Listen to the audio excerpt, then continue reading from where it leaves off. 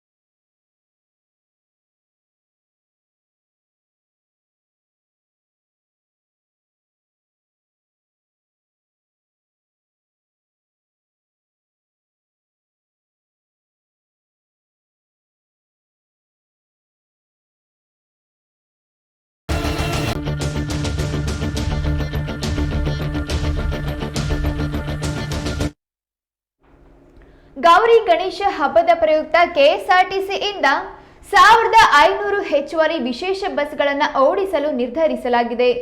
August 25, 26, 27 ಹಾಗೂ 31ರಂದು ಈ ವಿಶೇಷ ಬಸ್ಗಳು ಸಂಚಾರ ನಡೆಸಲಿವೆ. ಆಗಸ್ಟ್ 26ರಂದು ಗೌರಿ ಹಬ್ಬ, 27ರಂದು ಗಣೇಶ ಚತುರ್ಥಿ ಹಬ್ಬವಿದೆ. ಸಾರ್ವಜನಿಕ ಪ್ರಯಾಣಿಕರ ಅನುಕೂಲಕ್ಕಾಗಿ ಆಗಸ್ಟ್ 25, 26ರಂದು ಬೆಂಗಳೂರಿನಿಂದ 1500 ಹೆಚ್ಚುವರಿ ಬಸ್ಗಳು ರಾಜ್ಯ ಹೊರ ರಾಜ್ಯಕ್ಕೆ ಸಂಚಾರ ನಡೆಸಲಿವೆ. ಆಗಸ್ಟ್ 27 ಹಾಗೂ 31ರಂದು ನಂತರ ರಾಜ್ಯದ ಮತ್ತು ಅಂತರ ರಾಜ್ಯದ ವಿವಿಧ ಸಂಸ್ಥೆಗಳಿಂದ ಬೆಂಗಳೂರಿಗೆ ಬಸ್ ಸಂಚರಿಸಲಿವೆ.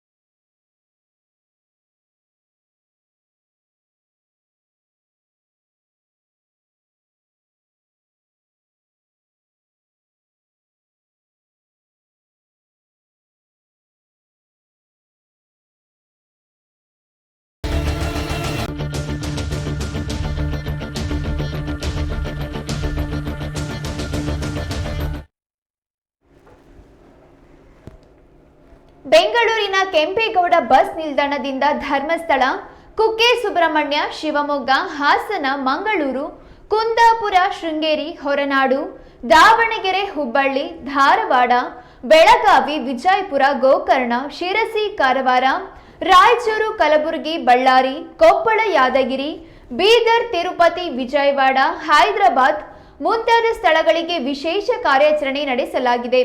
ತಮಿಳುನಾಡು ಮತ್ತು ಕೇರಳ ಕಡೆಗೆ ಅಂದರೆ ಮದುರೈ, ಕುಂಭಕೋಣ, ಚೆನ್ನೈ, ಕೊಯಮತ್ತೂರ್, ತಿರುಚಿ, ಪಾಲಕ್ಕಾಡ್, ತ್ರಿಶೂರ್, ಎರ್ನಾಕುಲಂ, ಕೋಯಿಕೋಡ್, ಕ್ಯಾಲಿಕಟ್ ಮುಂತಾದ ಸ್ಥಳಗಳಿಗೆ ಕಾರ್ಯಾಚರಣೆ ನಡೆಸಲಿವೆ.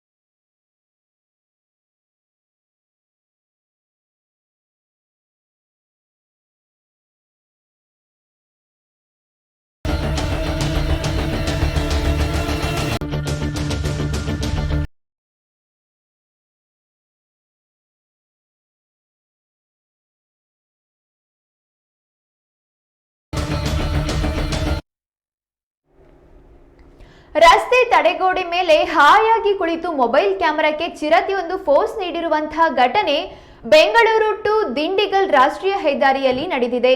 ಚಿರತೆ ರಾತ್ರಿಯಿಂದ ಬೆಳಗ್ಗೆವರೆಗೂ ರಸ್ತೆ ಬದಿಯ ತಡೆಗೋಡೆ ಬಿಟ್ಟು ತೆರಳಿಲ್ಲ. ಇನ್ನು ಬೈಕ್ ಸವಾರರು ಆತಂಕ ಹೊರಹಾಕಿದ್ದು ಆಂಬ್ಯುಲೆನ್ಸ್ ಚಾಲಕನ ಮೊಬೈಲ್ನಲ್ಲಿ ವಿಡಿಯೋ ಸೆರೆಯಾಗಿದೆ.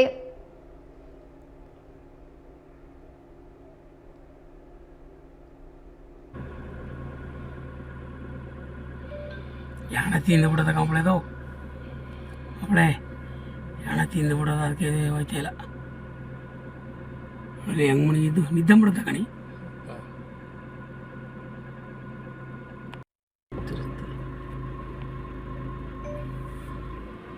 ಇನ್ನು ತೂಕ ಬರಲಿಯೋ ಕರೆಕ್ಟಾಗಿ ಹೇಳ್ದ ನೀನು ನೋಡಿಲ್ವರಿ ಅಂತ. ಕರೆಕ್ಟಾಗಿ ಅದೇ ಜಾಗದಲ್ಲಿ ಕೂತದಲ್ಲ ಪಾ ಮಹದೇಶ್ವರ. ಹುಲಿಯಾಗಿ ಸರಿಯಾಗಿರೋದು.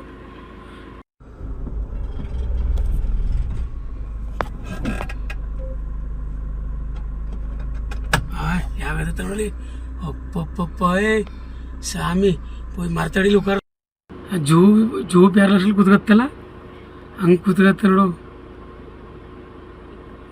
ಮನುಷ್ಯನ ಕಳ್ಕೊಂಡಾಗ ಕಾಳು ಮನುಷ್ಯನ ಕಲ್ತಾರ ಅವಳು ಹೆಂಗೆ ಮಣಗದ ಆಯಾಗ.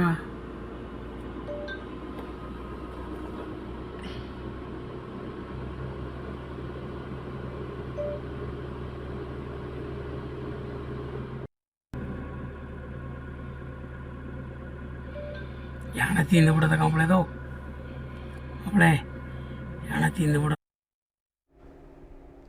ಶಿವಮೊಗ್ಗ ಭದ್ರಾವತಿ ನಗರಾಭಿವೃದ್ಧಿ ಪ್ರಾಧಿಕಾರದಿಂದ 22 ಕೆರೆಗಳ ಅಭಿವೃದ್ಧಿಗೆ ಯೋಜನೆಯಿಂದ ಮುಂದಾಗಲಾಗಿದೆ. ಈ ಕುರಿತ ಬಿಗ್ ಬ್ರೇಕಿಂಗ್ ನ್ಯೂಸ್ ಬರ್ತಾ ಇದೆ, ಬನ್ನಿ ನೋಡೋಣ.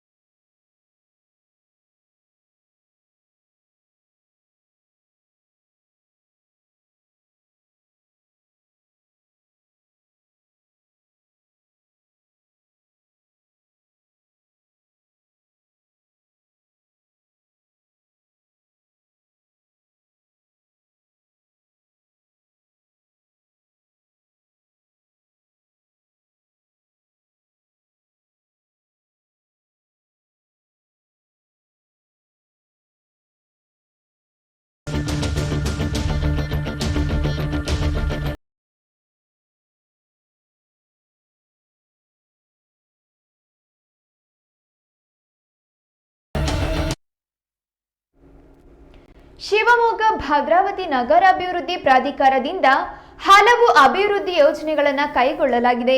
ಈ ಯೋಜನೆಗಳ ಬಗ್ಗೆ ಸುದ್ದಿಗೋಷ್ಠಿಯಲ್ಲಿ ನಗರಾಭಿವೃದ್ಧಿ ಪ್ರಾಧಿಕಾರದ ಅಧ್ಯಕ್ಷ ಸುಂದರೇಶ್ ಮಾಹಿತಿ ನೀಡಿದ್ದು, ಪ್ರಾಧಿಕಾರದ ವ್ಯಾಪ್ತಿಯ ಊರಗಡೂರಿನ ವಸತಿ ಬಡಾವಣೆಯಲ್ಲಿ 4 ಎಕರೆ ಪ್ರದೇಶದಲ್ಲಿ ಅಪಾರ್ಟ್ಮೆಂಟ್ ನಿರ್ಮಾಣ ಮಾಡಲು ಯೋಚಿಸಲಾಗಿದೆ. ಸ್ವಾಮಿ ವಿವೇಕಾನಂದ ಬಡಾವಣೆಯ ಮಹಿಳಾ ಪಾಲಿಟೆಕ್ನಿಕ್ ಕಾಲೇಜು ಪಕ್ಕದಲ್ಲಿ ಮಾಲ್ ನಿರ್ಮಾಣಕ್ಕೆ ಯೋಚಿಸಲಾಗಿದೆ. ಶಿವಮೊಗ್ಗ ನಗರದ ಯೋಜನಾ ಪ್ರದೇಶದ ವ್ಯಾಪ್ತಿಯಲ್ಲಿ 4 ಎಕರೆ ಕೆರೆ ನಿರ್ಮಾಣ ಮಾಡಲು ಯೋಚಿಸಿರುವುದಾಗಿ ತಿಳಿಸಿದರು. ನಂತರ ಹೊರವಲಯದ ರಸ್ತೆಗಳು ಪ್ರಾಧಿಕಾರದ ಯೋಜನಾ ಪ್ರದೇಶದ ವ್ಯಾಪ್ತಿಯಲ್ಲಿ 57 ಉದ್ಯಾನವನ ಹಾಗೂ 25 ಆಟೋ ನಿಲ್ದಾಣವನ್ನು ನಿರ್ಮಿಸಲು ಯೋಚಿಸಲಾಗಿದೆ ಎಂದು ಹಲವು ಮಾಹಿತಿಯನ್ನ ನೀಡಿದರು. ಗೋಪಿಶೆಟ್ಟಿಕೊಪ್ಪದಲ್ಲೂ ನೂತನ ಬಡಾವಣೆ ನಿರ್ಮಾಣದ ಬಗ್ಗೆಯೂ ತಿಳಿಸಿದರು. ಆದರೆ ಇವತ್ತು ಎಲ್ಲವೂ ಕೂಡ ಗೌರ್ಮೆಂಟಿಗೆ ಹೋಗಬೇಕಾಗಿರೋದ್ರಿಂದ ನಮಗೆ ಎಲ್ಲ ಕೆಲಸಗಳು ನಿಧಾನವಾಗ್ತಾ ಇದ್ದಾವೆ. ನಾನು ಕಳೆದ ಬಾರಿ ಪತ್ರಿಕಾಗೋಷ್ಠಿ ಕರೆದಂಥ ಸಂದರ್ಭದಲ್ಲಿ ಕೆಲವೊಂದು ವಿಚಾರಗಳು ಹೇಳಿದ್ದೆ.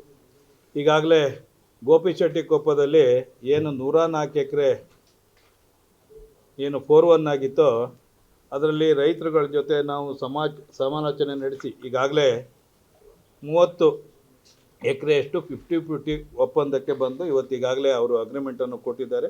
ಅದು ಕೂಡ ಇನ್ನೊಂದು 15 ದಿನ, ಒಂದು ತಿಂಗಳಲ್ಲಿ ನಮಗೆ ಸರ್ಕಾರದಿಂದ ಅನುಮೋದನೆ ದೊರೆದ ನಂತರದಲ್ಲಿ ಅಲ್ಲಿ ನಾವು ನಿವೇಶನಗಳನ್ನು ಮಾಡ್ತಕ್ಕಂಥ ಕೆಲಸವನ್ನು ಮಾಡ್ತೇವೆ. ಅದರಲ್ಲಿ ಉಳಿದಿರ್ತಕ್ಕಂಥ 104 ಎಕರೆಯಲ್ಲಿ ಉಳಿದಿರ್ತಕ್ಕಂಥ 30 ಎಕರೆ ಹೊರತುಪಡಿಸಿ ಉಳಿದಂಥ ಎಲ್ಲ ಏನು ಜಮೀನನ್ನು ಕೂಡ ನಾವು ಈಗಾಗಲೇ ಸರ್ಕಾರ ನಮಗೆ 6-1 ಮಾಡಲಿಕ್ಕೆ ಈಗಾಗಲೇ ಒತ್ತಡವನ್ನು ಹಾಕ್ತಾ ಇದೆ. ಅದನ್ನು 6-1 ಮಾಡ್ತೇವೆ. ಈಗಾಗಲೇ ರೈತರುಗಳಿಗೆ ಹಲವು ಬಾರಿ ಕರೆದರೂ ಕೂಡ 50-50 ಅನುಪಾತಕ್ಕೆ ಅವ್ರು ಯಾರು ಒಪ್ಪದೇ ಇರೋದ್ರಿಂದ ಆಲ್ರೆಡಿ ನಮ್ಮದು ಈಗಾಗಲೇ 4-1 ಆಗಿ ಸುಮಾರು 14 ವರ್ಷ ಆಗಿದೆ. ಅದನ್ನು ಕೈ ಬಿಡೋಕ್ಕೆ ಬರೋದಿಲ್ಲ, ಯಾವುದೇ ಕಾರಣಕ್ಕೂ ಕೈ ಬಿಡೋಂಥ ಪ್ರಶ್ನೆ ಇಲ್ಲ. ಅದನ್ನು ನಾವು 6-1 ಮಾಡ್ತೇವೆ. ಅವರು ಆಮೇಲೆ ನಂತರದಲ್ಲಿ ಅವರು ನಾವೇನು SR ರೇಟ್ ಇದೆಯೋ ಅದನ್ನು ಮಾತ್ರ ಕೊಡಲಿಕ್ಕೆ ಅವಕಾಶ ಇರ್ತದೆ. ಈಗ ನಮ್ಮ ಜೊತೆ 50-50ಗೆ ಬಂದರೆ ಅವ್ರಿಗೆ ಸುಮಾರು ಏನು 50% ಪ್ರಾಧಿಕಾರಕ್ಕೆ ಮತ್ತು 50% ನಿವೇಶನಗಳು ಅವ್ರಿಗೆ ಸಿಗ್ತವೆ. ಹಾಗಾಗಿ ಈಗಾಗಲೇ 30 ಎಕರೆದು ಮಾತ್ರ ನಮ್ಗೆ ಬಂದಿರೋದ್ರಿಂದ ಅದನ್ನು ಈಗಾಗಲೇ ನಾವು ಅನುಮೋದನೆ ಸರ್ಕಾರಕ್ಕೆ ಕಳಿಸಿದ್ದೇವೆ. ಈಗಾಗಲೇ ಒಂದು ಹಂತದಲ್ಲಿ, ಕೊನೆಯ ಹಂತದಲ್ಲಿದೆ. ಅದು ಇನ್ನೊಂದು ತಿಂಗಳಲ್ಲಿ ಅದನ್ನು ಮಾಡಲಿಕ್ಕೆ ಈಗಾಗಲೇ ಪ್ರಾರಂಭ ಮಾಡ್ತೀವಿ. ಅದಾದ ನಂತರದಲ್ಲಿ ನಿಧಿಗೆನಲ್ಲಿ ಒಂದು 3 ಎಕರೆ ಅಂದರೆ ನಮ್ಮ ಜುಡಿಷಿಯಲ್ ಇದಕ್ಕೆ ನಾವು ಹಿಂದೆ ಸೂಡೋದಿಂದ ಅವರಿಗೆ ಜಾಗವನ್ನು ಕೊಟ್ಟಿದ್ದು ಪಾಲಿಟೆಕ್ನಿಕ್ ಹತ್ರ. ಅದರ ಬದಲಾಗಿ ಅವರು 3 ಎಕರೆ ಜಾಗವನ್ನು ಈಗಾಗಲೇ ನಿಧಿಗೆಯಲ್ಲಿ ಕೊಟ್ಟಿದ್ದಾರೆ. ಅದನ್ನು ಕೂಡ ಈಗಾಗಲೇ ನಿವೇಶನ ಮಾಡಲಿಕ್ಕೆ ಈಗಾಗಲೇ ನಾವು ಅಂದಾಜು ಪಟ್ಟಿಯನ್ನು ತಯಾರಿಸಿ ಅನುಮೋದನೆ ಅದನ್ನು ಕಳಿಸಿದ್ದೇವೆ. ಅದಾದ ನಂತರದಲ್ಲಿ ಸೋಮಿನಕೊಪ್ಪದಲ್ಲಿ ಈಗಾಗಲೇ ಕೋರ್ಟ್ನಲ್ಲಿತ್ತು ಸುಮಾರು 1.5 ಎಕರೆಯಷ್ಟು ಜಾಗ. ಅದು ಕೂಡ ಈಗ ನಮ್ಮಂತೆ ಆಗಿದೆ. ಹಾಗಾಗಿ ಆ ನಿವೇಶನವನ್ನು ಈಗಾಗಲೇ ನಾವು ಹಂಚಲಿಕ್ಕೆ ಅಂದಾಜು ಪಟ್ಟಿಯನ್ನು ತಯಾರು ಮಾಡಿ ಇವತ್ತು ಅದು ಕೂಡ ಅನುಮೋದನೆ ಹೋಗಿದೆ. ಅಂದರೆ ಈಗಾಗಲೇ ನಾವು ಒಂದು 2-3 ಲೇಔಟ್ಗಳನ್ನು ಇವತ್ತು ತಯಾರು ಮಾಡಿ ಇವತ್ತು ನಿವೇಶನಗಳು ಹಂಚಲಿಕ್ಕೆ ಅದನ್ನು ರೆಡಿ ಮಾಡ್ತಾ ಇದ್ದೇವೆ. ಅದರ ಜೊತೆಯಲ್ಲಿ ಈಗಾಗಲೇ ಸೋಗಾನೆಯಲ್ಲಿ ಸುಮಾರು 156 ಸರ್ವೆ ನಂಬರ್ನಲ್ಲಿ 100 ಎಕರೆ ಸರ್ಕಾರಿ ಜಾಗವನ್ನು ಗುರುತು ಮಾಡಿದ್ದು. ಅದನ್ನು ಈಗಾಗಲೇ ನಾವು ಜಿಲ್ಲಾಧಿಕಾರಿಗಳು ಮತ್ತು ಸರ್ಕಾರಕ್ಕೂ ಮನವಿ ಮಾಡಿದ್ದು. ಈಗಾಗಲೇ ಮುಖ್ಯಮಂತ್ರಿಗಳು ಜಿಲ್ಲಾಧಿಕಾರಿಗಳಿಗೆ ಸೂಚನೆಯನ್ನು ಕಳಿಸಿದ್ದಾರೆ. ಇದರ ಬಗ್ಗೆ ಕೂಡಲೇ ಕ್ರಮ ಕೈಗೊಳ್ಳಿ ಅಂತೇಳಿ. ಈಗಾಗಲೇ ಅಲ್ಲೂ ಕೂಡ ಸುಮಾರು 15 ಎಕರೆಯಷ್ಟು ಜಾಗ ಮಾತ್ರ ಬಗರುಕುಂ ಸ್ಯಾಂಕ್ಷನ್ ಆಗಿರ್ತಕ್ಕಂಥದ್ದು. ಇನ್ನು 4 ಜನ ಬಗರುಕುಮಿಗೆ ಅರ್ಜಿ ಹಾಕಿದ್ದಾರೆ. ಅದರಲ್ಲಿ ಅದು ನಗರದ ವ್ಯಾಪ್ತಿಗೆ ಒಳಪಡೋದ್ರಿಂದ ಅಲ್ಲಿ ಬಗರುಕುಂ ಕೊಡ್ಲಿಕ್ಕೆ ಬರೋದಿಲ್ಲ. ಹಾಗಾಗಿ ಆ ಜಾಗವನ್ನು ನಮಗೆ ನೀವು ಕೊಡಬೇಕು ಅಂತ ಈಗಾಗಲೇ ನಾವು ರೆವಿನ್ಯೂ ಮಿನಿಸ್ಟ್ರಿಗೂ ಕಳಿಸಿದ್ದೇವೆ. CMಗೆ ಈಗ ಬರೆದಂಥ ಪತ್ರ ಈಗ ವಾಪಸ್ ಬಂದಿದೆ. ಜಿಲ್ಲಾಧಿಕಾರಿಗಳು ಸೂಚನೆಯನ್ನು ಕೊಟ್ಟಿದ್ದಾರೆ, ಕೂಡಲೇ ಕ್ರಮ ಕೈಗೊಳ್ಳಿ ಅಂತೇಳಿ. ಹಾಗಾಗಿ ಅದು ಆದರೂ ಕೂಡ ಒಂದು ಸುಮಾರು ನಮಗೆ ಒಂದು 70-80 ಎಕರೆಯಷ್ಟು ಜಾಗ ನಮಗೆ ಲೇಔಟಿಗೆ ಬಡಾವಣೆಗೆ ಅನುಕೂಲ ಆಗ್ತದೆ. ಅದರಲ್ಲಿ ನಮಗೆ ಸರ್ಕಾರಿ ಜಾಗ ಸಿಕ್ಕರೆ ಮಾತ್ರ ನಾವು ಅತ್ಯಂತ ಕಡಿಮೆ ದರದಲ್ಲಿ ನಿವೇಶನಗಳನ್ನು ಇವತ್ತು ಹಂಚಲಿಕ್ಕೆ ಅವಕಾಶ ಆಗ್ತದೆ. ಅದಕ್ಕೂ ಕೂಡ ನಾವು ಈಗಾಗಲೇ ಸತತ ಪ್ರಯತ್ನವನ್ನು ಈಗಾಗಲೇ ಮಾಡ್ತಾ ಇದ್ದೇವೆ. ಅದಾದ ನಂತರದಲ್ಲಿ ಈಗಾಗಲೇ ಅಭಿವೃದ್ಧಿ ಕೆಲಸಗಳು ಭದ್ರಾವತಿಯಲ್ಲೂ ಕೂಡ ಈಗ ಸುಮಾರು 32 ವರ್ಷದ ಹಿಂದೆ ಸುಮಾರು 34 ಎಕರೆ ಜಾಗ ಅಕ್ವೈರ್ ಆಗಿತ್ತು. ಅದು 6-1 ಆಗಿ ಈಗಾಗಲೇ ಪಾಣಿ ಕೂಡ ನಮ್ಮ ಹೆಸರಲ್ಲಿದೆ. ಅದನ್ನು ಕೂಡ ಮೊನ್ನೆ ಹೋಗಿ ನಾವು ಅದನ್ನೆಲ್ಲ ಸರ್ವೆ ಮಾಡಿ ಈಗಾಗಲೇ ನಗರಾಭಿವೃದ್ಧಿ ಪ್ರಾಧಿಕಾರದ ಬೋರ್ಡನ್ನು ಹಾಕಿ ಬಂದಿದ್ದೇವೆ. ರೈತರುಗಳಿಗೂ ಕೂಡ ನಾವು ಹೇಳಿದ್ದೇವೆ, ಅದು ಯಾವುದೇ ಕಾರಣಕ್ಕೂ ಈ ಹಂತದಲ್ಲಿ ಯಾವುದೇ ಕಾಂಪ್ರಮೈಸ್ ಆಗಲಿ ಮತ್ತೊಂದಾಗಲಿ ಸಾಧ್ಯ ಇಲ್ಲ. ಅದನ್ನು ನಾವು ಲೇಔಟ್ ಮಾಡ್ತೇವೆ ಅಂತ ಈಗಾಗಲೇ ಹೇಳಿದ್ದೇವೆ. ಆ ರೈತರಿಗೆ ಅವತ್ತು ಏನು 32 ವರ್ಷಗಳ ಹಿಂದೆ ಏನು ರೇಟ್ ಫಿಕ್ಸ್ ಆಗಿತ್ತು ಅದನ್ನು ಈಗಾಗಲೇ ನಾವು ಕೋರ್ಟಲ್ಲಿ ಕಟ್ಟಿ ಆವಾಗಲೇ ಕಟ್ಟಿದ್ದೇವೆ. ಅದರ ಇಂಟ್ರೆಸ್ಟು ಮತ್ತು ಅಸಲು ಎಲ್ಲ ಅವರು ತಗೊಳ್ಬೋದು ಅಷ್ಟೇ. ಅದು ಬಿಟ್ಟರೆ ಅದನ್ನು ಯಾವುದೇ ಕಾರಣಕ್ಕೂ ಅದನ್ನು ಕೂಡ ನಾವು ಕೈ ಬಿಡೋಕ್ಕೆ ಬರೋದಿಲ್ಲ. ಅದನ್ನು ಕೂಡ ಈಗಾಗಲೇ ಮಾಡಬೇಕು ಅಂತ ಈಗಾಗಲೇ ತೀರ್ಮಾನ ಮಾಡಿ ಸರ್ಕಾರದ ಹಂತಕ್ಕೆ ಅದನ್ನು ಕೂಡ ಕಳಿಸಿದ್ದೀವಿ. ಹಾಗಾಗಿ ಈಗ ಇದಿಷ್ಟು ನಿವೇಶನಗಳ ವಿಚಾರಗಳಲ್ಲಿ ಈಗಾಗಲೇ ಅಭಿವೃದ್ಧಿ ಕೆಲಸಗಳಲ್ಲಿ ನಾವು ಸುಮಾರು ಒಂದು 35 ಪಾರ್ಕ್ಗಳನ್ನು ಈಗಾಗಲೇ ಶಿವಮೊಗ್ಗ ನಗರ ಮತ್ತು ಭದ್ರಾವತಿಯಲ್ಲಿ ಈಗಾಗಲೇ ಅಭಿವೃದ್ಧಿ ಪಡಿಸಿದ್ದೇವೆ. ಈಗಾಗಲೇ ಮಳೆ ಆಗಿರೋದ್ರಿಂದ ಕೆಲವು ಕಡೆ ಕೆಲಸಗಳು ಪ್ರಾರಂಭವಾಗಿದ್ದಾವೆ, ಕೆಲವು ಕಡೆ ಇನ್ನೂ ಒಂದು ಅರ್ಧಂಬರ್ಧ ಆದಂಗೆ ಕಾಣಿಸ್ತಾ ಇದೆ. ಹಾಗಾಗಿ ಅದನ್ನು ಕೂಡ ತ್ವರಿತಗತಿಯಲ್ಲಿ ಮಾಡ್ತಕ್ಕಂಥದ್ದು. ಮತ್ತು ಈಗಾಗಲೇ ಹೊಸದಾಗಿ ಈಗ ಸುಮಾರು 45 ಪಾರ್ಕ್ಗಳನ್ನು ನಾವು ಈಗಾಗಲೇ ತೆಗೆದುಕೊಳ್ತಾ ಇದ್ದೇವೆ. ಅದು ಮತ್ತು ಭದ್ರಾವತಿ ಶಿವಮೊಗ್ಗ ಒಳಗೊಂಡು ಈಗಾಗಲೇ ಅದು ಕೂಡ ಅಂದಾಜು ಪಟ್ಟಿ ತಯಾರಾಗಿದೆ. ಇನ್ನು ಟೆಂಡರ್ ಕರಿಬೇಕಾಗಿದೆ. ಅದರ ಜೊತೆಯಲ್ಲಿ ಈಗಾಗಲೇ ಆಟೋ ಸ್ಟ್ಯಾಂಡ್ಗಳನ್ನು ಸುಮಾರು ಒಂದು 25 ಆಟೋ ಸ್ಟ್ಯಾಂಡ್ಗಳನ್ನು ಕೂಡ ಇಲ್ಲಿ ಬಸ್ ಸ್ಟಾಪು ಅಷ್ಟೋ ಸ್ಟ್ಯಾಂಡ್ಗಳನ್ನು ನಗರಾಭಿವೃದ್ಧಿ ಪ್ರಾಧಿಕಾರದಿಂದ ಮಾಡ್ತಾ ಇದ್ದೇವೆ. ಅದು ನಮಗೆ ಯಾವುದೋ ಒಂದು ಹೆಡ್ನಲ್ಲಿ ಅಲ್ಲಿ ಏನು ನಮ್ಮ ಲಿಮಿಟ್ ಹೊರತುಪಡಿಸಿ ಅಂದರೆ ನಾವು ಈಗಾಗಲೇ ಹ್ಯಾಂಡ್ ಓವರ್ ಮಾಡಿರ್ತಕ್ಕಂಥ ಜಾಗಗಳಲ್ಲಿ ಪಾರ್ಕ್ಗಳು ಮತ್ತು ಇದಕ್ಕೆ ಅವಕಾಶ ಇದೆ. ಹಾಗಾಗಿ ಈಗಾಗಲೇ ಸುಮಾರು ಒಂದು 25 ಆಟೋ ಸ್ಟ್ಯಾಂಡ್ಗಳನ್ನು ಕೂಡ ಈಗಾಗಲೇ ಮಾಡ್ತಾ ಇದ್ದೇವೆ. ಅದಾದ ನಂತರದಲ್ಲಿ ನಿಮಿಷಗಳಲ್ಲಿ ಕಾರ್ಯಕ್ರಮ ಮುಗಿಸುವಂತೆ ಸೂಚನೆ ನೀಡಿ ಎಂದು ಮನವಿ ಮಾಡಿಕೊಂಡ ಕಾರಣಕ್ಕೆ ನಾನು ಆ ಕಾರ್ಯಕ್ರಮಕ್ಕೆ ಹೋಗಿದ್ದೆ ಎಂದು ಡಿಸಿಎಂ ಡಿಕೆ ಶಿವಕುಮಾರ್ ಸ್ಪಷ್ಟನೆ ನೀಡಿದ್ದಾರೆ. ಸದನದಲ್ಲಿ ಮಾತನಾಡಿದ ಅವರು ವಿಧಾನಸಭೆಯಲ್ಲಿ ಆರ್ಸಿಬಿ ಸಂಭ್ರಮಾಚರಣೆ ವೇಳೆ ನಡೆದ ಕಾಲ್ತುಳಿತ ಪ್ರಕರಣಕ್ಕೆ ಸಂಬಂಧಿಸಿದಂತೆ ಮುಖ್ಯಮಂತ್ರಿಗಳು ಉತ್ತರ ನೀಡುವ ವೇಳೆ ವಿರೋಧ ಪಕ್ಷದ ನಾಯಕರಾದ ಆರ್ ಅಶೋಕ್ ಅವರು ಚಿನ್ನಸ್ವಾಮಿ ಕ್ರೀಡಾಂಗಣದಲ್ಲಿನ ಕಾರ್ಯಕ್ರಮಕ್ಕೆ ಸರ್ಕಾರ ಅನುಮತಿ ನೀಡಿಲ್ಲವಾದರೆ ಉಪಮುಖ್ಯಮಂತ್ರಿಗಳು ಹೋಗಿದ್ದು ಯಾಕೆ ಎಂದು ಪ್ರಶ್ನೆ ಮಾಡಿದರು. ಇದಕ್ಕೆ ಡಿಸಿಎಂ ಡಿಕೆ ಶಿವಕುಮಾರ್ ಉತ್ತರಿಸಿದ್ದಾರೆ, ನನ್ನನ್ನು ಪದೇ ಪದೇ ನೆನೆಯದಿದ್ದರೆ ನಿಮಗೆ ಸಮಾಧಾನ ಆಗುವುದಿಲ್ಲ. ನಿಮ್ಮ ಪಕ್ಷದವರಿಗೆ ಖುಷಿ ಪಡಿಸಲು ಆಗುವುದಿಲ್ಲ. ನಿಮಗೆ ಖುಷಿ ಆಗುವಂತೆ ಉತ್ತರ ಕೊಡಲು ಆಗುವುದಿಲ್ಲ ಎಂದು ಛೇಡಿಸಿದರು. ಮೋದಿ ಈ ದೇಶದಲ್ಲಿ ಇಂಪ್ಲಿಮೆಂಟ್ ಮಾಡಿದವರು ಮೋದಿ ಅವರು. ಒಂದ್ ನಿಮಿಷ ಕೂತ್ಕೊಳ್ಳಿ. ಬರೇ ಆಕ್ಟ್ ತಗೊಂಡ್ಬಂದ್ರು ಸರ್, ಇಂಪ್ಲಿಮೆಂಟ್ ಮಾಡಿಲ್ಲ. ಈಗ ಮನಮೋಹನ್ ಸಿಂಗ್ 6 ಗಂಟೆ ಮಾತಾಡಿದ್ದೀವಿ, ನಾವೆಲ್ಲ ಕೇಳಿದೀವಿ. ನಮ್ದು ಒಂದು 10 ನಿಮಿಷ ಕೇಳಪ್ಪ ಪ್ಲೀಸ್. Hear to us. ಈ ದೇಶದಲ್ಲಿ ಬಡ ಜನತೆಗೆ ಯಾರು ಸೂರು ಕೊಟ್ಟಿದ್ರೆ, ಯಾರು ಅಕ್ಕಿ ಕೊಟ್ಟಿದ್ರೆ, ಯಾರು ಉದ್ಯೋಗ ಕೊಟ್ಟಿದ್ರೆ, ಯಾವ್ದಾರು ಈ ದೇಶದ ಅಭಿವೃದ್ಧಿಗೋಸ್ಕರ ಉಳುವಿಗೆ ಭೂಮಿ ಕೊಟ್ಟಿದ್ರೆ, ಫಾರಂ 53 ತಂದು ಬಗರ್ಕಂ ಸಾಗುವಳಿ ಜಮೀನನ್ನ ಸಕ್ರಮ ಮಾಡಂತದ್ದು ಕೊಟ್ಟಿದ್ರೆ, ಅರಣ್ಯ ವಾಸಿಗಳ ಎಲ್ಲ ಟ್ರೈಬಲ್ಗೆ ಸಾಮಾನ್ಯ ಜನರಿಗೆ ಭೂಮಿ ಕೊಟ್ಟಿದ್ರೆ, ಇದು ಕಾಂಗ್ರೆಸ್ ಸರ್ಕಾರ, UPA ಸರ್ಕಾರ ಅನ್ನೋದನ್ನ ಯಾರು ಕೂಡ ಇತಿಹಾಸವನ್ನ ಮರೀಲಿಕ್ಕೆ ಸಾಧ್ಯ ಇಲ್ಲ. It is N history. ಬೇಕಾದ್ರೆ ನೀವು ಹೇಳಿ, ಕಮಾನ್, ನಾನು ನನ್ನ ಕಾಲದಲ್ಲಿ ಇಂಥ ಕೆಲಸ ಮಾಡಿದ್ದೀನಿ ಅಂತ ಹೇಳಿ. ನಾವು ಇವತ್ತು ಏನು ಈ 5 ಗ್ಯಾರಂಟಿಗಳನ್ನು ಕೊಟ್ಟಿದ್ದೇವೆ, ಇದನ್ನ ನಮ್ಮ ದೇಶದ ಗೌರವಾನ್ವಿತ ಪ್ರಧಾನಮಂತ್ರಿಗಳು ಟೀಕೆ ಮಾಡಿದ್ರು. ಬೇರೆ ರಾಜ್ಯದ ಮುಖ್ಯಮಂತ್ರಿ ಇದು ಸಾಧ್ಯ ಇಲ್ಲ ಅಂತ ಹೇಳಿದ್ರು. ರಾಜ್ಯಗಳು ದಿವಾಳಿ ಆಗ್ತದೆ ಅಂತ ಹೇಳಿದ್ರು. ಮಧ್ಯಪ್ರದೇಶದಲ್ಲೇ ಶಿವರಾಜ್ ಸಿಂಗ್ ಚೌಹಾಣ್ ರವರ ಮುಖಂಡತ್ವದಲ್ಲಿ ಮತ್ತೆ ಇದನ್ನ ಇಂಪ್ಲಿಮೆಂಟ್ ಮಾಡಲಿಕ್ಕೆ ಫಸ್ಟ್ ಪ್ರಾರಂಭ ಮಾಡಿದ್ರು. ಮಹಾರಾಷ್ಟ್ರದಲ್ಲಿ ಘೋಷಣೆ ಮಾಡಿದ್ರು, ದೆಹಲಿಯಲ್ಲಿ ಘೋಷಣೆ ಮಾಡಿದ್ರು. ಕೊನೆಗೆ ಇಡೀ ದೇಶದ ಎಲ್ಲ ರಾಜ್ಯದಲ್ಲೂ ಕರ್ನಾಟಕದ ಮಾಡಿ, ಕರ್ನಾಟಕ ಮಾಡಲ್ ಅಂತೇಳಿ ಇಡೀ BJP ಅವರು ಕಾಂಗ್ರೆಸ್ ಆಡಳಿತವನ್ನ ಫಾಲೋ ಮಾಡ್ತಾ ಇದ್ದಾರೆ ಹೊರತು ನಿಮ್ದು ಯಾವುದು ಸ್ಕೀಮ್ಸ್ ಅಲ್ಲ ಅಂತ ಹೇಳಲಿಕ್ಕೆ ಮತ್ತೆ I stand before the commitment what we have made. ಏನು ಮಾತು ಕೊಟ್ಟಿದ್ದೇವೆ. ತಮಿಳುನಾಡಲ್ಲಿ ಬರೀ ಸಿಟಿ ಒಳಗಡೆ ಬಸ್ ಕೊಡ್ತಾ ಇದ್ರು. ಇದೇ ನಮ್ಮ ಧರ್ಮಸ್ಥಳದ ವೀರೇಂದ್ರ ಹೆಗ್ಗಡೆ ಅವರು ಮುಖ್ಯಮಂತ್ರಿಗಳಿಗೆ ಅಭಿನಂದನೆ ತಿಳಿಸಿದ್ದಾರೆ. ನೀವು ಈ ಒಂದು ಶಕ್ತಿ ಯೋಜನೆ ಮಾಡಿದ್ಮೇಲೆ ಬಹಳ ಜನ ಬರ್ತಾ ಇದ್ದಾರೆ, ತಾಯಂದಿರು ಬರ್ತಾ ಇದ್ದಾರೆ, ಪ್ರಾರ್ಥನೆ ಮಾಡ್ತಾ ಇದ್ದಾರೆ. ಆ ಕೂತ್ಕೊಳ್ಳಪ್ಪ, ಗಣೇಶನ್ ಕೊಟ್ಟಿದ್ದೀನಿ, ಅದನ್ನ ನಮ್ಮ ಕೃಷ್ಣಪ್ಪಂದು ಅಂತ ಹೇಳ್ಬಿಟ್ಟಿದ್ರು. ಸರ್ ನಿಮ್ಮ ಉತ್ತರಕ್ಕೆ ಸ್ವಾಗತ ಮಾಡ್ತೇವೆ. ಸರಿ ಸಮಾನವಾಗಿ ಕೊಡ್ತೀವಿ ಸರ್. ಸಿಎಂ ಮಾತಾಡ್ತಾರೆ, ಸುಮ್ಮನೆ ಇರೋ. ಈಗ ಜಸ್ಟ್ ಐ ಆಮ್ ರಿಪ್ಲೈಯಿಂಗ್. ಈಗ ಅಧ್ಯಕ್ಷರೇ, ಮೊನ್ನೆ ಪ್ರೈಮ್ ಮಿನಿಸ್ಟರ್ ಬಂದಿದ್ರು. ಪ್ರೈಮ್ ಮಿನಿಸ್ಟರ್ ನೋಡಿ, ನೀವು ಜಲ್ದಿ ಬಿಟ್ರೆ ನಾನು ಮುಗಿಸ್ತೀನಿ, ಇಲ್ಲ ಲೇಟ್ ಆಯ್ತು ಅಂದ್ರೆ ಹೋಗ್ತಾ ಇರ್ತದೆ, 2 ಗಂಟೆ ಆಯ್ತದೆ. CM ಬರ್ತಾರೆ, ಇಲ್ಲಿ ಹೇಳಿದ್ದಾರೆ, ನೀನು ಮುಗಿಸು, ಬೆಂಗಳೂರು ಸಿಟಿದು ಕೆಲವು ಮುಗಿಸು, ನಾನು ಬಂದು ಆ್ಯಡ್ ಆಗ್ತೀನಿ ಅಂತ ಹೇಳಿದ್ದಾರೆ ಅವರು. ನಿಮಗೂ ಅದೇನೋ ಗಣೇಶದ ಬಗ್ಗೆ ಬೇರೆ ಕೇಳ್ತಿದ್ದೆ. ಅದಕ್ಕೆ ಶಿವಮೊಗ್ಗದ ಆಶ್ರಯ ಮನೆ ಹಂಚಿಕೆ ವಿಚಾರ ಈ ಹಿಂದೆ ದೊಡ್ಡ ಸುದ್ದಿಯಾಗಿತ್ತು. ಸದ್ಯ ಈ ವಿಚಾರ ಮುನ್ನೆಲೆಗೆ ಬಂದಿದ್ದು, ಆಶ್ರಯ ಮನೆ ಹಂಚಿಕೆ ವಿಚಾರದಲ್ಲಿ ಲೋಪಕ್ಕೆ ಕಾರಣವಾದ ಅಧಿಕಾರಿಗಳ ವಿರುದ್ಧ ತಕ್ಷಣ ಕ್ರಮ ಕೈಗೊಳ್ಳುವಂತೆ ಸಾಮಾಜಿಕ ಹೋರಾಟಗಾರ ಕಲ್ಲೂರು ಮೇಘರಾಜ್ ಶಿವಮೊಗ್ಗ ಡಿಸಿಗೆ ಮನವಿ ಮಾಡಿದ್ದಾರೆ. ಆಶ್ರಯ ಮನೆ ಫಲಾನುಭವಿಗಳಿಗೆ ತಕ್ಷಣ ಮನೆ ಹಂಚಿಕೆ ಮಾಡಬೇಕು. ಅತ್ಯಂತ ಗಂಭೀರವಾದ ಪ್ರಕರಣ, ಸಾರ್ವಜನಿಕರಿಂದ ಹಣ ವಸೂಲಿ ಮಾಡಿ ಮನೆ ನೀಡುವುದಾಗಿ ಹೇಳಿ ಈಗ ಯಾಮಾರಿಸುತ್ತಿದ್ದಾರೆ. ಆಶ್ರಯ ಸಮಿತಿ 4800 ಮನೆಗಳನ್ನು ತಕ್ಷಣ ಫಲಾನುಭವಿಗಳ ಹೆಸರಿಗೆ ಖಾತೆ ಮಾಡಿ ಹಸ್ತಾಂತರ ಮಾಡಿ ಎಂದು ಕಲ್ಲೂರು ಮೇಘರಾಜ್ ಒತ್ತಾಯಿಸಿದ್ರು.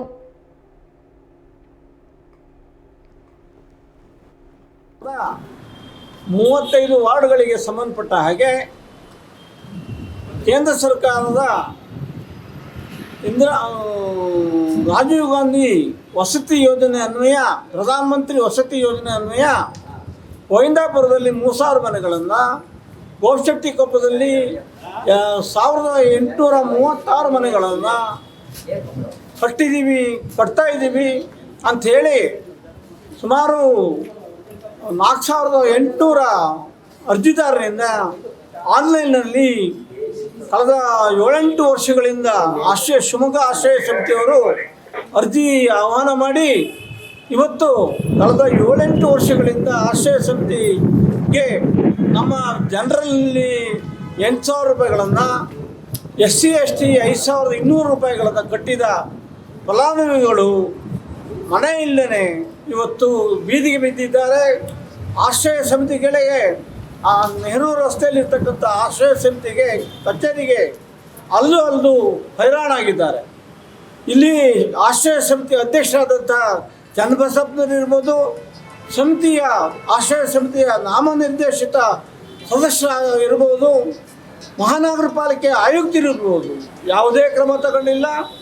ಆದ್ದರಿಂದ ಕೂಡಲೇ ಶಿವಮೊಗ್ಗ ಜಿಲ್ಲಾಧಿಕಾರಿಗಳು ಮಧ್ಯಪ್ರವೇಶ ಮಾಡಿ ಈಗೇನು ಒಟ್ಟು 8,000 ರೂಪಾಯಿ ಜನರಲ್ಲು ಮತ್ತು SC ST 5,000 ರೂಪಾಯಿ ಕಟ್ಟಿದ್ದಾರೆ.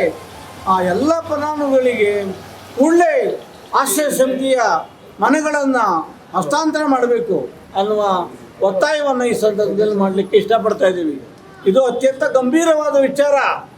ಕಳೆದ 7 ವರ್ಷಗಳಿಂದ 8,000 ರೂಪಾಯಿಗಳನ್ನು 5,000 ರೂಪಾಯಿಗಳನ್ನು ಕಟ್ಟಿದಂಥ ಆಶ್ರಯ ಫಲಾನುಭವಿಗಳು ಇವತ್ತು ಮನೆ ಇಲ್ಲದೇ, ವಸತಿ ಇಲ್ಲದೇ ಇವತ್ತು ನಿತ್ರಾಣರಾಗಿದ್ದಾರೆ.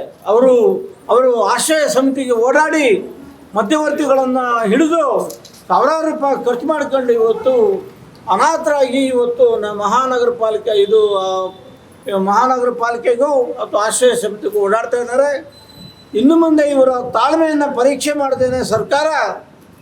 ಮಹಾನಗರ ಪಾಲಿಕೆ ಶಿವಮೊಗ್ಗ ಮಹಾನಗರ ಪಾಲಿಕೆ ಆಯುಕ್ತರು ಬಹಳ ಪ್ರಭಾವಶಾಲಿ ಪಾದರಕ್ಷದಂಥ ಕೆಲಸ ಮಾಡುವ ಮಹೇನ್ಗೌಡರು ಈ ಬಗ್ಗೆ ಕೂಡಲೇ ನಿಗಾವಹಿಸಿ ಈ ಆಶ್ರಯ ಸಮಿತಿ ಏನಿವತ್ತು ನೀವು 4,800 ಮನೆಗಳನ್ನು ನೀವು ಕಟ್ಟಿದ್ದೀರಿ, ಅವೆಲ್ಲಗಳನ್ನು ಇದು ಮಾಡಿ ಖಾತೆ ಮಾಡಲಿಕ್ಕೆ ಒಂದು ಸಮಸ್ಯೆ ಆಗಿದೆ. ನೀವು ಅಗಸವಳ್ಳಿ ಗ್ರಾಮ ಪಂಚಾಯತಿಗೆ 60 ಮನೆಗಳನ್ನು ಖಾತೆ ಮಾಡಿಕೊಡಿ ಪ್ರಾಥಮಿಕ ಹಂತದಲ್ಲಿ ಅಂತ ಹೇಳ್ಬಿಟ್ಟು ನೀವು ಕರ್ತವ್ಯವನ್ನು ಕಳಿಸಿದ್ದೀರಿ. ಆದರೆ ಅಗಸವಳ್ಳಿ ಗ್ರಾಮ ಪಂಚಾಯತಿನವರು ಕೇವಲ 60ರಲ್ಲಿ 1 ಮನೆ ಮಾತ್ರ ಖಾತೆ ಮಾಡಿ ಖಾತೆ ಮಾಡಿ ಉಳಿದ ಮನೆಗಳ ಖಾತೆಯನ್ನು ಮಾಡಲಿಲ್ಲ.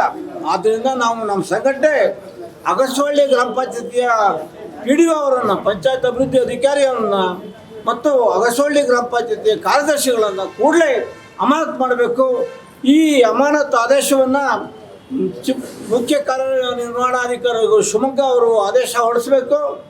ಕೂಡಲೇ ಈ ಬಗ್ಗೆ ತನಿಖೆ ಮಾಡಬೇಕು ಅನ್ನೋ ಒತ್ತಾಯವನ್ನು ಆಗಸ್ಟ್ 24ರಂದು ದೇವನಹಳ್ಳಿಗೆ ಜೆಡಿಎಸ್ನ ಯುವ ಘಟಕದ ಅಧ್ಯಕ್ಷ ನಿಖಿಲ್ ಕುಮಾರಸ್ವಾಮಿ ಆಗಮಿಸಲಿದ್ದಾರೆ. ಡಿಜಿಟಲ್ ಸದಸ್ಯತ್ವ ಅಭಿಯಾನ ಮತ್ತು ಬೃಹತ್ ಕಾರ್ಯಕರ್ತರ ಸಮಾವೇಶದ ಕಾರ್ಯಕ್ರಮದಲ್ಲಿ ಭಾಗಿಯಾಗುವ ಅವರು ಸ್ಥಳೀಯ ಚುನಾವಣೆಗೆ ಸಿದ್ಧವಾಗುವಂತೆ ಕರೆ ನೀಡಲಿದ್ದಾರೆ. ಮಾಜಿ ಶಾಸಕ ನಿಸರ್ಗ ನಾರಾಯಣಸ್ವಾಮಿ ನೇತೃತ್ವದಲ್ಲಿ ಸುಮಾರು 30,000 ಕಾರ್ಯಕರ್ತರು ಭಾಗವಹಿಸುವಂತೆಯೂ ಕರೆ ನೀಡಿದ್ದಾರೆ.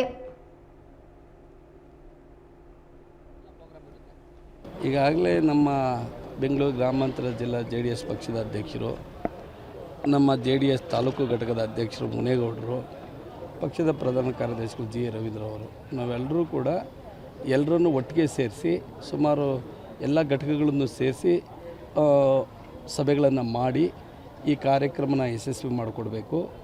ಇದು ನಮ್ಮ ಪಕ್ಷದ ವರಿಷ್ಠರಾದಂಥ ದೇವೇಗೌಡ ಅಪ್ಪಾಜಿಯವರ ಮೊಮ್ಮಗನ ಕಾರ್ಯಕ್ರಮ. ಇದು ತಾಲೂಕಿನಲ್ಲಿ ಮುಂದಿನ ಯುವ ನಾಯಕರಿಗೆ ಮಾದರಿಯಾಗಿರಬೇಕಾಗಿರ್ತಕ್ಕಂಥ ಒಂದು ಕಾರ್ಯಕ್ರಮ. ಇದನ್ನು ಯಶಸ್ವಿ ಮಾಡೋದಕ್ಕೆ ನಾವು ನಿರಂತರ ಸಭೆಗಳನ್ನು ಮಾಡಿ ಇವತ್ತು ನಿಖಿಲ್ ಕುಮಾರಸ್ವಾಮಿಯವರು 24ನೇ ತಾರೀಕು ದಿನಾಂಕ ನಿಗದಿಪಡಿಸಿ ನಮ್ಮ ಕ್ಷೇತ್ರಕ್ಕೆ ಆಗಮಿಸ್ತಾ ಇದ್ದಾರೆ. ಅವ್ರ ಜೊತೆಯಲ್ಲಿ ಸುಮಾರು ಹಲವಾರು ಶಾಸಕರುಗಳು ಕೂಡ ಈ ಸಭೆಗೆ ಬರ್ತಾ ಇದ್ದಾರೆ.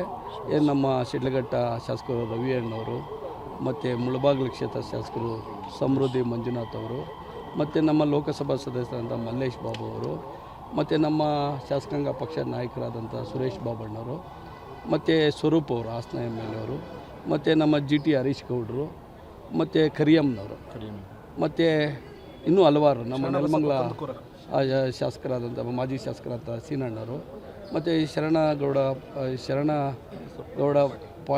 ಕುಂದಕೂರು ಅವರು ಅವರು ಬರ್ತಾ ಇದ್ದಾರೆ. ಮತ್ತು ನಮ್ಮ ಮಂಜುನಾಥ್ ಕೇರಪೇಟೆ ಶಾಸಕರು ಅವರೆಲ್ಲ ಲೀಸ್ಟ್ನ ನಿಮ್ಗೆ ಕಳಿಸ್ಕೊಡ್ತೀನಿ. ಅಷ್ಟು ಜನ ಶಾಸಕರು ಭಾಗವಹಿಸಿ ಈ ಕಾರ್ಯಕ್ರಮನ ಯಶಸ್ವಿ ಮಾಡೋದಕ್ಕೆ ನಮ್ಮೆಲ್ಲ ತಾಲೂಕಿನಲ್ಲಿರ್ತಕ್ಕಂಥ ಪಕ್ಷದ ಮುಖಂಡರು ಕಾರ್ಯಕರ್ತರು ಭಾಳ ಅಭೂತಪೂರ್ವವಂಥ ಬೆಂಬಲ.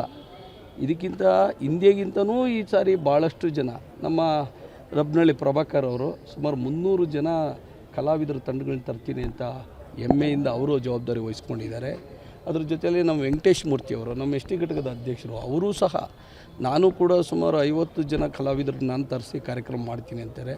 ನಮ್ಮ ಸಾದಳ್ಳಿ ಮಹೇಶ್ ಅವರು ಅದು ಎಲ್ಲ ಬಸ್ಸುಗಳ ಜವಾಬ್ದಾರಿ ಉಸ್ತುವಾರಿಯನ್ನು ಅವರೇ ವಹಿಸ್ಕೊಂಡಿದ್ದಾರೆ. ನಾನು ಎಲ್ಲೇ ಊರಿಗೆ ಬಸ್ಸಾಗಲಿ ನಾನೇ ಕಳಿಸ್ತೀನಿ ಅಂತ ಅವರು ವಹಿಸ್ಕೊಂಡಿದ್ದಾರೆ. ನಮ್ಮ ಕೋಡುಗುರ್ಕಿ ಮಂಜುನಾಥ್ ಅವರು ಏನಿವತ್ತು ಭೋಜನದ ವ್ಯವಸ್ಥೆ ಈ ಕಾರ್ಯಕ್ರಮಕ್ಕೆ ಬರೋರಿಗೆ ಎಷ್ಟೇ ಜನ ಬರಲಿ ಅಷ್ಟು ಜನಕ್ಕೂ ನಾನು ಭೋಜನ ವ್ಯವಸ್ಥೆ ನಾನು ಪುರಿ ಭೋಜನವನ್ನು ಮಾಡಬೇಕು ಅಂತ ಅವರು ಕೂಡ ಈ ಕಾರ್ಯಕ್ರಮದಲ್ಲಿ ಜವಾಬ್ದಾರಿಯನ್ನು ವಹಿಸ್ಕೊಂಡಿದ್ದಾರೆ. ಇನ್ನು ಉಳಿದ ಅಲ್ಪ ಸ್ವಲ್ಪ ಜವಾಬ್ದಾರಿ ನಮ್ಮ ಅಧ್ಯಕ್ಷರು, ನಮ್ಮ ಜಿಲ್ಲಾಧ್ಯಕ್ಷರು, ನಾವು ಪಕ್ಷದ ಕಡೆಯಿಂದ ನಾವು ಮಾಡ್ತಾಯಿದ್ದೀವಿ.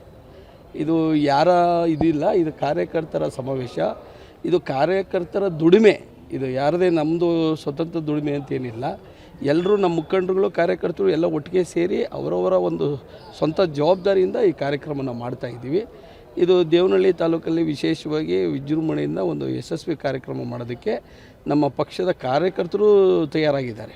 ಅವ್ರ ಕುಟುಂಬದ ಸದಸ್ಯರು, ಅವರು ಹೆಂಡತಿ ಇರ್ಬೋದು, ಮಕ್ಕಳಿರ್ಬೋದು, ನಮ್ಮ ಕಾರ್ಯಕರ್ತರು ಯಾರ್ಯಾರಿದ್ದಾರೆ ಅವ್ರನ್ನೆಲ್ಲ ಕರ್ಕೊಂಬಂದು ಈ ಕಾರ್ಯಕ್ರಮ ಯಶಸ್ವಿ ಮಾಡಬೇಕು ಅಂತ ನಮ್ಮ ತಾಲೂಕು ಅಧ್ಯಕ್ಷರು ಮುನೇಗೌಡರು ಹಗಲು ರಾತ್ರಿ ಎಂದೇ ನಮ್ಮ ಪಕ್ಷದ ಕಾರ್ಯಾಧ್ಯಕ್ಷರು, ಎಲ್ಲ ಪ್ರಧಾನ ಕಾರ್ಯದರ್ಶಿಗಳು, ಜಿಲ್ಲಾ ಅಧ್ಯಕ್ಷರು ಹಗಲು ರಾತ್ರಿ ನಿರಂತರವಾಗಿ ಸಭೆಗಳನ್ನು ಮಾಡೋದ್ರ ಮೂಲಕ ಅವರು ಭಾಳ ಶ್ರಮವನ್ನು ಹಾಕಿದ್ದಾರೆ. ಇದು ಈ ದೇವನಹಳ್ಳಿ ಕ್ಷೇತ್ರದಲ್ಲಿ ಯಶಸ್ವಿಯಾಗಿ ಆಗೋದಕ್ಕೆ ಯಾವುದೇ ಸಂಶಯ ಇಲ್ಲ ಅಂತ ನಾನು ಭಾವಿಸಿದ್ದೇನೆ. ಸುಮಾರು ನಮ್ಮ ತಾಲೂಕು ಅಧ್ಯಕ್ಷ ಹೇಳ್ದಂಗೆ 30,000 ಜನಸಂಖ್ಯೆಯನ್ನು ಸೇರಿಸಿ ಕಾರ್ಯಕ್ರಮ ಮಾಡಬೇಕು ಅಂತ ನಾವು ಈಗಾಗಲೇ ಯೋಜನೆಗಳನ್ನು ರೂಪಿಸ್ಕೊಂಡಿದ್ದೀವಿ. ಅದು ಯಾವ ರೀತಿ ನಡೀತದೆ, ಮಳೆ ದೇವರು ವರುಣನೂ ಕೂಡ ಈ ಕಾರ್ಯಕ್ರಮದ ಮೇಲೆ ಕೃಪೆ ತೋರಬೇಕಲ್ಲ, ಅದಕ್ಕೋಸ್ಕರ ಈ ರೀತಿ ಸ್ಟೇಜನ್ನು ನಿರ್ಮಾಣ ಮಾಡುವಂಥ ಒಂದು ಸಂದರ್ಭ ಒದಗಿ ಬಂತು. ಇಲ್ಲಾಂದರೆ ಎಲ್ಲ ಒಂದು ಸ್ಟೇಜೇ ಇಲ್ದಿರೋ. ರಾಜ್ಯದ ಅತಿ ದೊಡ್ಡ ಲಿಂಗನಮಕ್ಕಿ ಜಲಾಶಯಕ್ಕೆ 12,695 ಕ್ಯೂಸೆಕ್ ಹೊಳ ಹರಿವು ಬಂದು ಸೇರಿದೆ. ಜಲಾಶಯದ ಹೊರ ಹರಿವಿನ ಪ್ರಮಾಣ 11,281 ಕ್ಯೂಸೆಕ್ ಆಗಿದೆ. ಕಳೆದ 24 ಗಂಟೆಗಳ ಹಿಂದೆ ಜಲಾಶಯಕ್ಕೆ ಒಳಹರಿವಿನ ಪ್ರಮಾಣ 25,484 ಕ್ಯೂಸೆಕ್ ಆಗಿದ್ದು, ಇಂದು ಹರಿವಿನ ಮಟ್ಟ ತಗ್ಗಿದೆ. ಜಲಾಶಯದ ಗರಿಷ್ಠ ಮಟ್ಟ 1,819 ಅಡಿಯಾಗಿದ್ದು, ಪ್ರಸ್ತುತ ಜಲಾಶಯದಲ್ಲಿನ ನೀರಿನ ಮಟ್ಟ 1,816.80 ಅಡಿಯಾಗಿದೆ.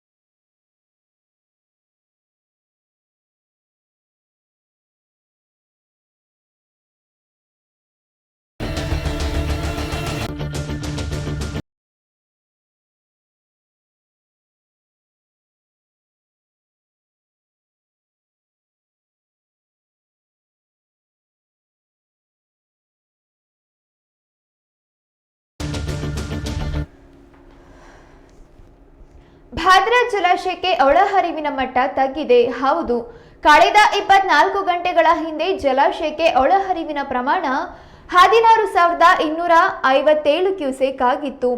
ಆದರೆ ಇದೀಗ ಜಲಾಶಯಕ್ಕೆ ಬರುವ ಒಳಹರಿವಿನ ಪ್ರಮಾಣ 7,000 ಕ್ಯೂಸೆಕ್ಗೆ ತಗ್ಗಿದೆ. ಜಿಲ್ಲೆಯಲ್ಲಿ ಮುಂಗಾರು ಮಳೆಯ ಅಬ್ಬರ ತುಸು ಕಡಿಮೆಯಾದ ಹಿನ್ನೆಲೆಯಲ್ಲಿ ಜಲಾಶಯಗಳ ಹರಿವಿನ ಪ್ರಮಾಣದಲ್ಲೂ ತಗ್ಗು ಕಂಡು ಬಂದಿದ್ದು, ಭದ್ರಾ ಜಲಾಶಯದ ಹೊರಹರಿವಿನ ಪ್ರಮಾಣವು 7,000 ಕ್ಯೂಸೆಕ್ಗೆ ತಗ್ಗಿದೆ. ಇನ್ನು ಜಲಾಶಯದ ಗರಿಷ್ಠ ಮಟ್ಟ 186 ಅಡಿಯಾಗಿದ್ದು, ಪ್ರಸ್ತುತ ಜಲಾಶಯದಲ್ಲಿ ನೀರಿನ ಮಟ್ಟ 184 ಅಡಿಯಾಗಿದೆ.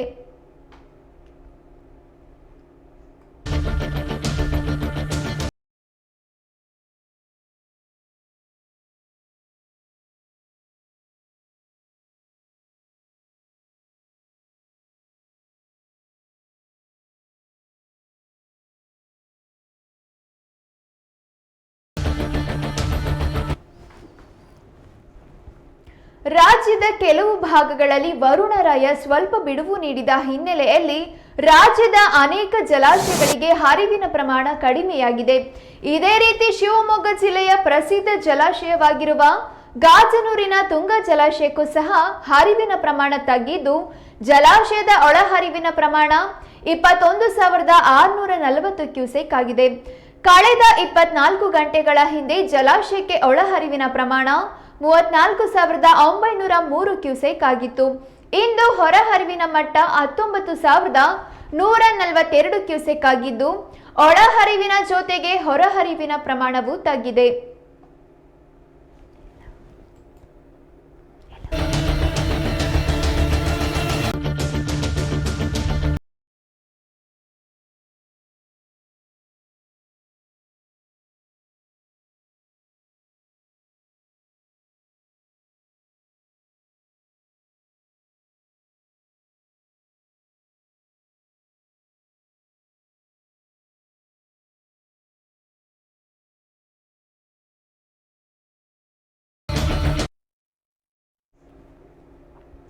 ಇದೀಗ ಮತ್ತೊಮ್ಮೆ ಹೆಡ್ಲೈನ್ಸ್.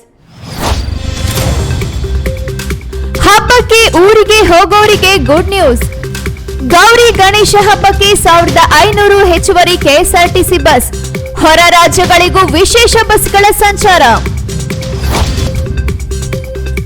ಗೋಪಿಶೆಟ್ಟಿಕೊಪ್ಪದಲ್ಲಿ ಬಡಾವಣೆ ಅಭಿವೃದ್ಧಿ ಶೀಘ್ರ.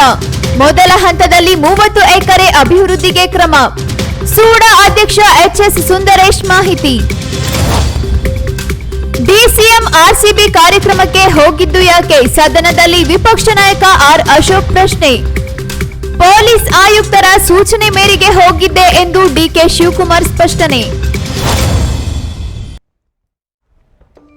ಇದಿಷ್ಟು ಈ ಹೊತ್ತಿನ ಸುದ್ದಿ. ಹೆಚ್ಚಿನ ಮಾಹಿತಿಗಾಗಿ ನೋಡ್ತಾ ಇರಿ ಕನ್ನಡ ಮೀಡಿಯಂ 24x7.